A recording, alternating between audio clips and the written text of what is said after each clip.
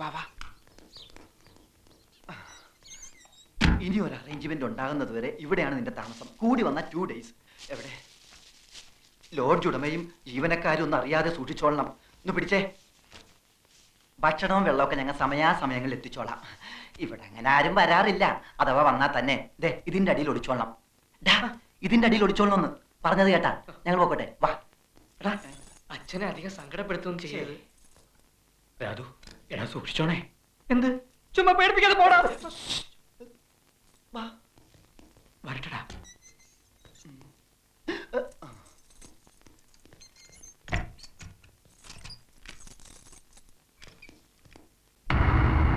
എന്തൊക്കെയാണോ താനീ കാണിച്ചു വെച്ചിരിക്കുന്നത്? ആരുടെ പരാതിയുടെ പുറത്താ താനാ പിള്ളേരെ അറസ്റ്റ് ചെയ്തേ? 3 മണിക്കൂർ സ്റ്റേഷനിൽ കൊണ്ടിടിച്ചതിന് കോൺസ്റ്റബിൾമാർ സാക്ഷികളാ. താൻ എന്നിട്ട് എന്താ കേസ് രജിസ്റ്റർ ചെയ്യാൻ? ഇപ്പോഴതിലൊരുത്തനെ കാണുന്നില്ല, പോലീസ് മർദ്ദനത്തിൽ മരിച്ചതായി സംശയിക്കുന്നു എന്നൊക്കെ പറഞ്ഞാണ് തമ്പുരാൻ സാർ പരാതി തന്നിരിക്കുന്നത്. വലിയ പിടിപാടൊക്കെ ഉള്ള ഒരു കുഴപ്പക്കാരനാ അദ്ദേഹം.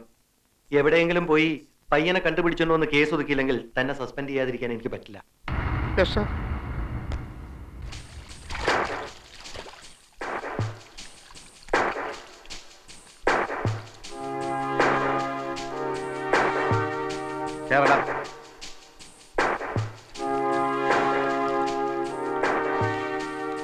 എവിടെയാണോ നിന്റെ കൂട്ടുകാരൻ രാധാമാധവൻ?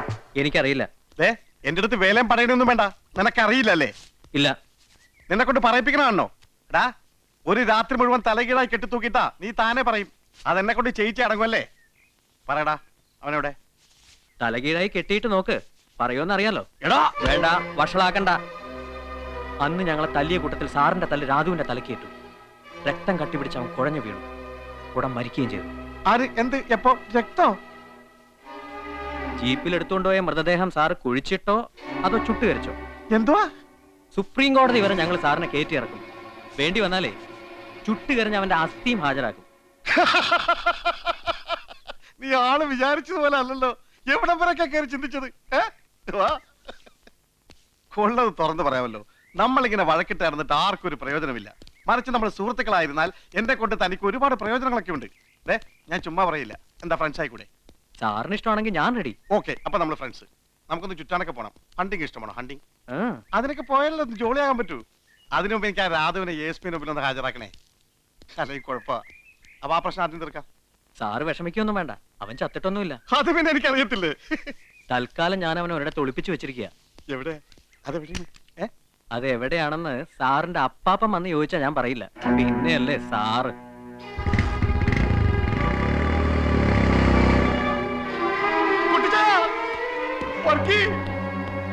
കുട്ടിച്ചായ, ഞാനിപ്പോ സസ്പെൻഷനിലാവും. എടാ വർക്കി, ആ 3 പേര് രാധു എന്ന് പറഞ്ഞിടത്ത് ഇപ്പൊ കാണുന്നില്ല. ഞാൻ തല്ലിയിട്ട് മരിച്ചാണെന്ന് പറഞ്ഞ അവന്റെ അച്ഛനൊരു പ്രൊഫസറുണ്ട്, അയാളിപ്പോ കേസ് കൊടുത്തിരിക്കുന്നു. വെറുതെ എവിടെ കൊണ്ട് ഒളിപ്പിച്ചു വെച്ചത് അവന്മാര് കളിക്കുക. ആ സുധി എന്ന് പറയുന്നത് ഞാൻ വിരട്ടി നോക്കി, അവൻ വരണമെന്നില്ല. ആ രാധു ഒരു സ്ഥലത്തുണ്ട്, അതെവിടെയാണെന്ന് നമ്മുടെ അപ്പാപ്പൻ ചോദിച്ചപ്പോലും പറയില്ലെന്ന്.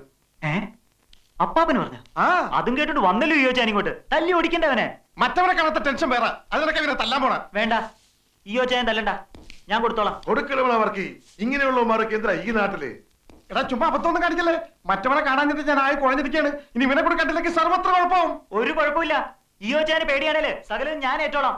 ഇപ്പൊ അവൻ അപ്പാപ്പന് പറഞ്ഞിരിക്കുന്നു. അവനെ ജോലി പോകണ അങ്ങ് പോട്ടേന്ന്. കുട്ടിച്ചായ ഒന്ന് പറ. നിക്കണവർക്ക് അവന്മാരവനെ പുറത്തു കൊണ്ടുവരുമോ നോക്കാം. പുറത്തു കൊണ്ടുവരാതെ ഈയോയുടെ ജോലിക്ക് എന്തെങ്കിലും പറ്റിയാൽ നീ അവരുടെ കയ്യും കാലും തല്ലി ഒടിക്കാനൊന്നും നിക്കണ്ട. അങ്ങ് തട്ടേര്. ബാക്കി കാര്യം ഞാൻ ഏറ്റടാ. അതിന് നിനക്കെന്താ ടെൻഷൻ? ടെൻഷന്റെ അല്ല, ഇതൊക്കെ തുടങ്ങി വെച്ചത് നമ്മളല്ലേന്നൊരു കുറ്റബോധം. എങ്ങനെ? നമ്മളല്ലേ പോയി അടുത്തിരുന്ന് വർത്താനം പറയാനൊക്കെ പറഞ്ഞത്? അവര് തെറ്റൊന്നും ചെയ്തില്ലല്ലോ. ആഹാ, പെട്ടെന്ന് കയറി സ്നേഹിക്കുന്ന പെണ്ണാണെന്നൊക്കെ പറഞ്ഞതോ? ശരിയാ, ഞാൻ എപ്പോഴും ആലോചിക്കും എന്താ അങ്ങനെ പറഞ്ഞെന്ന്. വട്ടായിരിക്കും. എന്താടെ പേര്? സുധീഷ്. വിളിക്കുന്ന സുധീന്ന്. MCOMന് ഫസ്റ്റ് ക്ലാസ്സാ. ഇപ്പൊ MBAക്ക് പഠിക്കുന്നു. കൊള്ളാലോ. എന്തു കൊള്ളാം? ഇയോച്ചായന്റെ കാര്യം ഓർക്കുമ്പോ സങ്കടം തോന്നുന്നു. ദേടി, ദേ വരുന്നു. ആര്? അയ്യോ, ദേ ഇങ്ങോട്ട് തന്നെ. വാ, നമുക്ക് പോവാം. എന്തിനാ? എനിക്ക് പേടിയാ. ഇനിയും വല്ലതും. നമുക്ക് പോവാം. വാ ശ്യാമേ. ഇങ്ങനെ പേടിച്ചോടന്ന് എന്നെ കിട്ടില്ല. നീ ഇവിടെ അങ്ങനെ നിക്ക്. വെറുതെ എന്തിനാ? നീ വരുന്നുണ്ടോ? ഇല്ല, ഞാൻ പോവാ. മിനി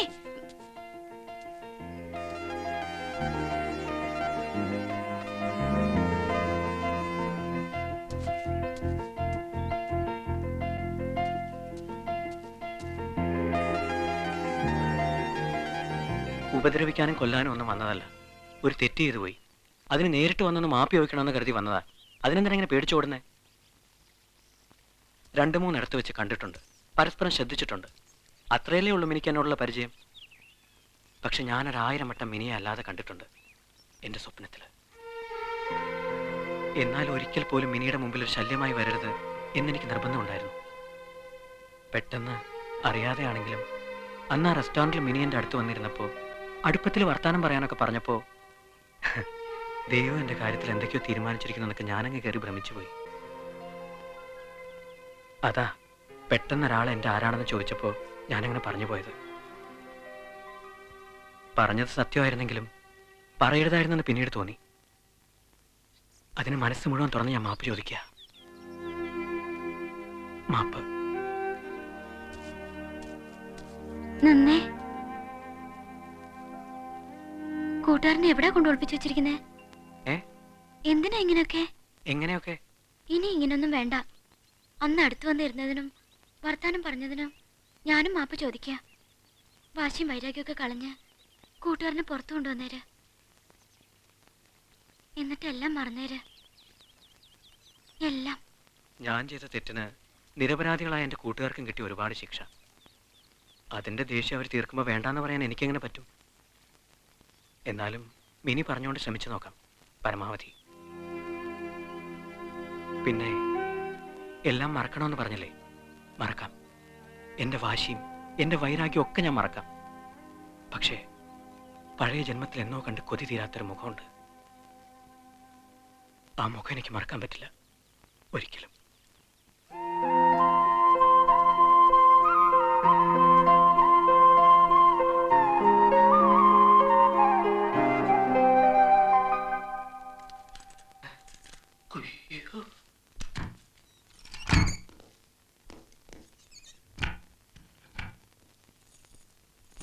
എടാ ഗോവിന്ദ, നീ 15-ാം നമ്പർ റൂം ക്ലീൻ ചെയ്താ? എടാ ഈ മുറിയിലെ കട്ടിലെടുത്ത് 15-ാം നമ്പർ മുറിയിലിട്ടിട്ട് അവിടത്തെ കട്ടിലെടുത്ത് ഇവിടെ ഇടാനല്ലേ മൊലാളി പറഞ്ഞത്? അതെ. എന്നാ പിടിച്ചോ. പിടിക്കാം.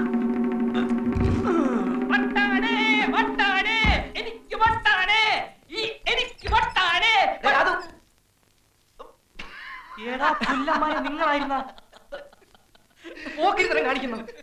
മനുഷ്യന്റെ ചങ്ക് പറഞ്ഞ പോലെ പണിയെ പോലെ കാണിച്ച് മതി തൊലിക്കലും നിർത്തിയിട്ട് കാര്യം പറ. എന്തായി സംഭവം? എന്തായി? ഒന്നും ആകാനില്ല. മാൻ മിസ്സിംഗ് കളി അവസാനിക്കുന്നു, നീ പുറത്തിറങ്ങുന്നു. അതെന്താ? നിന്നെ പുറത്തു കൊണ്ടുവരാൻ മിനി വന്ന് റിക്വസ്റ്റ് ചെയ്തു. അപ്പൊ ഈയോടെ സസ്പെൻഷനോ? അതിന് വേണ്ട. മിനി വന്ന് അപേക്ഷിച്ചു കഴിഞ്ഞാൽ അതിനപ്പുറം ഒന്നുമില്ല. അത് പൊനാങ്കി പോയി പറഞ്ഞാ മതി. ആ ഈയോക്ക് സസ്പെൻഷൻ കിട്ടാതെ ഞാൻ ഇവിടെ ഇറങ്ങുന്ന പ്രശ്നമേ ഇല്ല. അതല്ലടാ, സസ്പെൻഷൻ ആയ എനിക്കിനി മിനിയുടെ മുഖത്ത് നോക്കാനേ പറ്റില്ല. സസ്പെൻഷൻ ആകുന്നില്ലെങ്കിൽ നാളെ മുതൽ മിനി എന്റേതാ. ഒന്ന് പോടാവേ. ആ പെണ്ണ് വന്ന് 2 പുന്നാര വാക്ക് പറഞ്ഞപ്പോ നീ അങ്ങ് മാറിപ്പോയോ? എടാ, പെണ്ണുങ്ങളെ വിശ്വസിക്കരുത്, അവര് പറ്റിക്കും. ഒരു ദിവസം അല്ലെങ്കിൽ ഒരു മണിക്കൂറെങ്കിലും അയ്യോ ഒന്ന് സസ്പെൻഡ് ചെയ്യിക്കണം. നമുക്ക് എത്ര ഇടിയാടാ കിട്ടിയത്? മിനി എനിക്ക് കിട്ടാനായി എന്തും ചെയ്യാമെന്ന് വാക്ക് തന്നതാ നീ. ഇപ്പൊ ഞാൻ പറയുന്ന പോലെ ചെയ്താ നാളെ മുതൽ മിനി എന്റേതാ. ഉറപ്പാണോ നിനക്ക്? ഉറപ്പാ. 100%? 100%. എന്നാ വാക്കുക? വാക്ക്. മിനിയെ നിനക്ക് കിട്ടുമല്ലോ. കിട്ടും. എന്നാ റെഡി?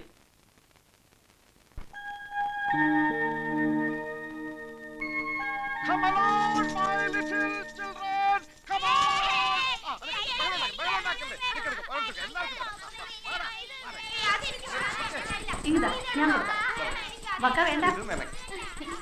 അമ്മച്ചി, എന്താടാ അയ്യോ, എന്താ കാര്യം? എന്റെ അമ്മച്ചി, മല പോലെ വന്നത് എലി പോലെ പോയി. സസ്പെൻഷന് പകരം പ്രമോഷൻ കിട്ടുന്ന ലക്ഷണമാണ്. അതെന്താടാ? ഇയോന്റെ അടുത്ത് കളിച്ചാ കളി മാറുന്ന അവന്മാർക്ക് മനസ്സിലായി. ഏതവന്മാർക്ക്? അമ്മച്ചി, ഞാൻ തല്ലിയിട്ടൊരുത്ത് ചത്തുപോയില്ലേ? അവനിന്ന് SP മുമ്പിൽ ജീവനോടെ പ്രത്യക്ഷപ്പെട്ടു. പല്ലല് പോട്ട് ഞാൻ അവനെ തൊട്ടുപോലും ഇല്ലെന്ന് അവൻ എഴുതി കൊടുത്തു. പേടിച്ചു പോയി. അവന്റെ തന്തയാണെങ്കിൽ പരാതിയും പിൻവലിച്ച് മാപ്പ് പറഞ്ഞ് എന്റെ പിന്നാലെ നടക്കുകയാണ്. ഇൻസ്പെക്ടർ ഈ ആരാണെന്ന് അവർക്ക് പിടികിട്ടി.